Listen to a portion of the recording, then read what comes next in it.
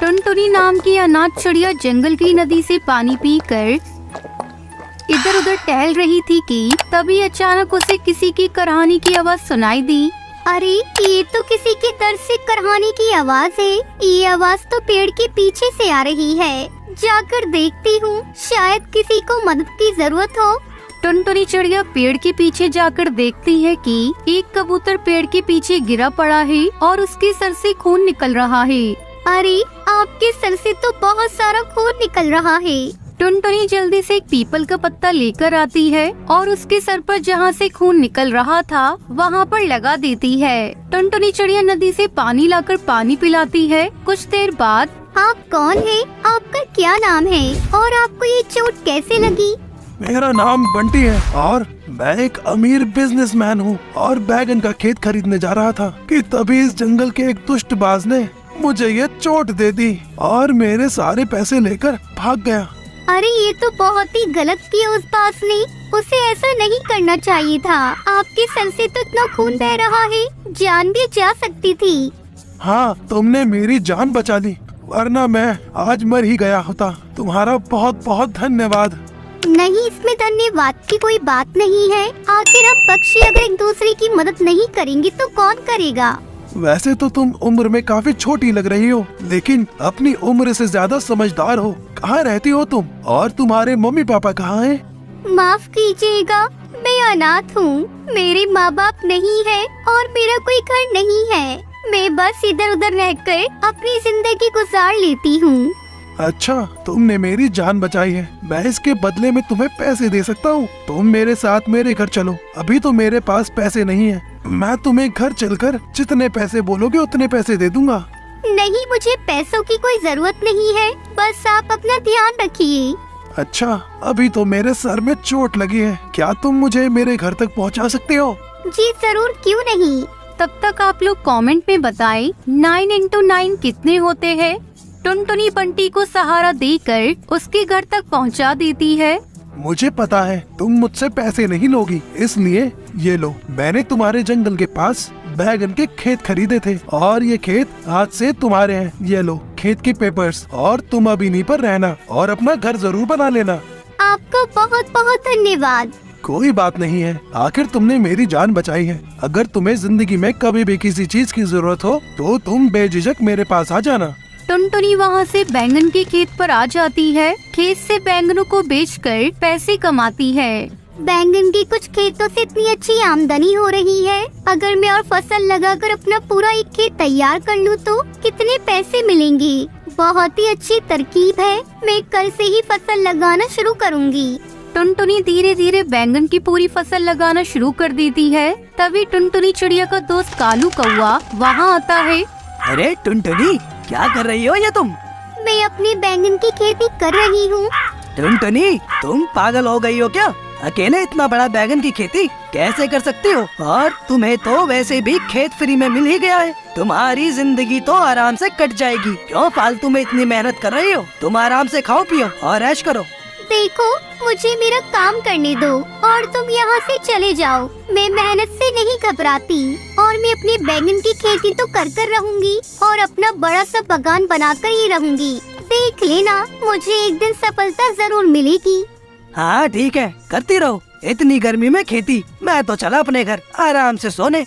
टुनटुनी चिड़िया अपने दोस्त कालू की बातों पर बिल्कुल भी ध्यान नहीं देती है और अपने बैंगन की खेती लगाकर उनकी खूब देखभाल करती है। अब टुनटुनी चिड़िया धीरे धीरे बड़ी हो रही थी और उसके साथ साथ उसकी फसल भी बड़ी हो रही थी। 6 महीनों की मेहनत के बाद उसमें धीरे धीरे बैंगन आना शुरू हो गए थे। टुनटुनी ने खूब मेहनत करके अपनी बागान को बड़ा ही सुंदर बना लिया था। टुनटुनी के खेतों में बैंगन आ जाते हैं तो टुनटुनी बैंगन तोड़कर पूरे जंगल में फ्री में बांटती है।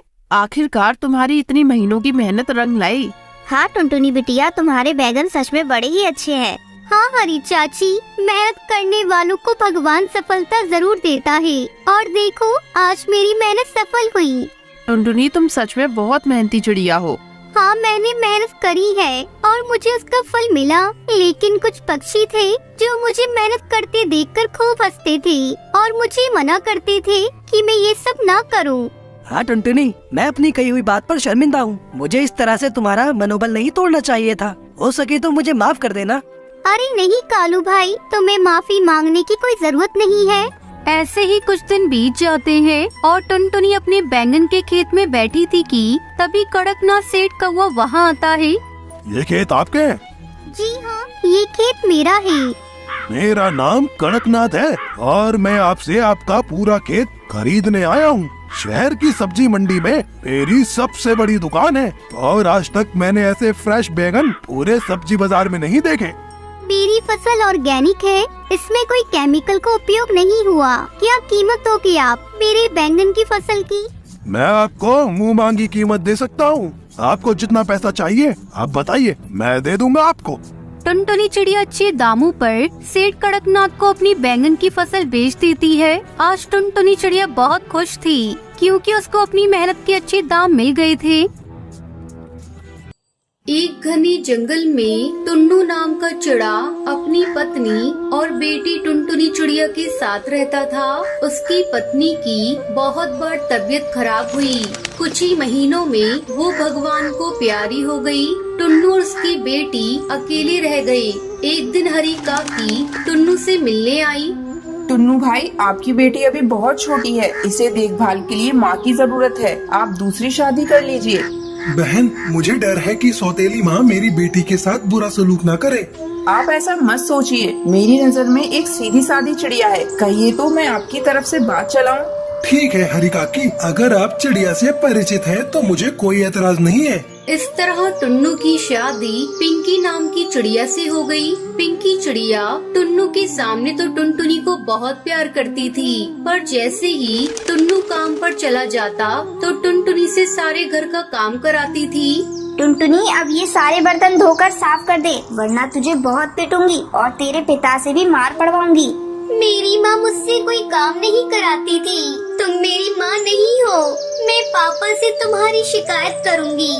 इतना सुनकर पिंकी आग बबूला हो गई और टुनटुनी को भला बुरा बोलने लगी। टुनटुनी की खूब पिटाई करने के बाद उसने उसे धमकी दी, अगर तूने अपने पिता से शिकायत की तो कल और भी ज्यादा मारूंगी।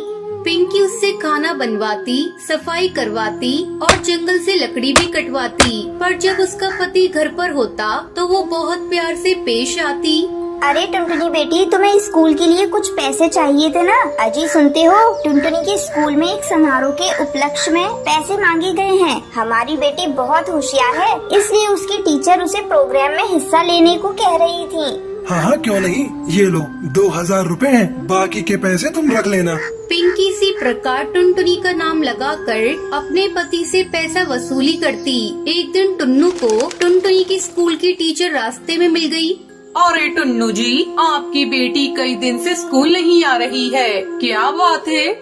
क्या? पर उसकी माँ तो उसे रोज स्कूल भेजती है। अभी कुछ दिन पहले उसने स्कूल के एक प्रोग्राम में भाग लेने के लिए मुझसे पैसे भी लिए थे। पर स्कूल में तो कोई प्रोग्राम नहीं है। पता नहीं टुनटुनी को क्या हो गया है। वो पहले तो बहुत ही सीधी सादी बच्ची थी, अचानक पढ़ाई से उसका मन क्यों उजड़ गया। टुन्नू गुस्से से घर लौटा और पिंकी से गुस्से में कहता है, टुनटुनी तो कई महीने से स्कूल नहीं जा रही है। और वो पैसे का क्या किया तूने जो स्कूल में जमा कराने के लिए दिए थे? पापा, माँ मुझसे घर के सारे काम कराती है और स्कूल ही नहीं जाने देती। मुझे रोज मारती है, ये देखो मार के निशान। ओह, तो ये बात है। इस तरह तुम मेरी बेटी का ध्यान रख रही हो। आज अगर मैं स्कूल की टीचर से नहीं मिलता तो शायद मुझे ये हकीकत पता ही नहीं चलती। निकल जा मेरे घर से, अभी के अभी निकल जा। टुन्नू को देखकर पिंकी चिड़िया रोने लगी। मुझे माफ कर दीजिए, मैं आपके पैर पड़ती हूँ। अब मैं कभी इस पर हाथ नहीं उठाऊंगी, पर मुझे घर से मत निकालिए। मैं आपके बच्चे की माँ बनने वाली हूँ। टुन्नू ने ये सुना तो चौंक गया। क्या तुम माँ बनने वाली हो? ठीक है, मैं तुम्हें माफ करता हूँ, पर आज के बाद मेरी बेटी टुनटुनी को कोई कष्ट न हो। टुन्नू चिड़ा के डर से अब पिंकी चिड़िया टुनटुनी से अच्छा बर्ताव करने लगी। कुछ दिन बाद उसने भी एक अंडा दिया। पिंकी चिड़िया और टुन्नू नए बच्चे के आने से बहुत खुश हुए, पर टुनटुनी की किस्मत में दुखी लिखे थे। टुन्नू की तबीयत अचानक खराब हुई और वो भी मर गया। अब तो टुनटुनी पूरी तरह से अकेली रह गई। पिंकी चिड़िया अपने बेटे से बहुत प्यार करती और टुनटुनी पर बहुत अन्याय करती थी। कुछ महीनों बाद पिंकी का बेटा बड़ा हुआ तो शराब पीने लगा। एक दिन गोलू चिड़ा नशे में घर आया। अरे पहले तो तू सिर्फ आवारागर्दी करता था, अब तो शराब भी पीने लगा। हाँ पीऊंगा शराब में, जो कर पाओ कर लो। तू रुक, अभी तुझे बताती हूँ। मैंने कभी तुझ पर हाथ नहीं उठाया ना, इसलिए तू बिगड़ गया है। पिंकी ने गोलू को मारना शुरू कर दिया तो गोलू ने भी अपनी माँ को पीटना शुरू कर दिया। किसी तरह टुनटुनी ने बीच बचाव किया। टुनटुनी मुझे माफ कर दे, मैंने तुझे बहुत सताया। ये मेरे ही पाप हैं जो पलटकर मेरे जीवन में आग लगा रहे हैं।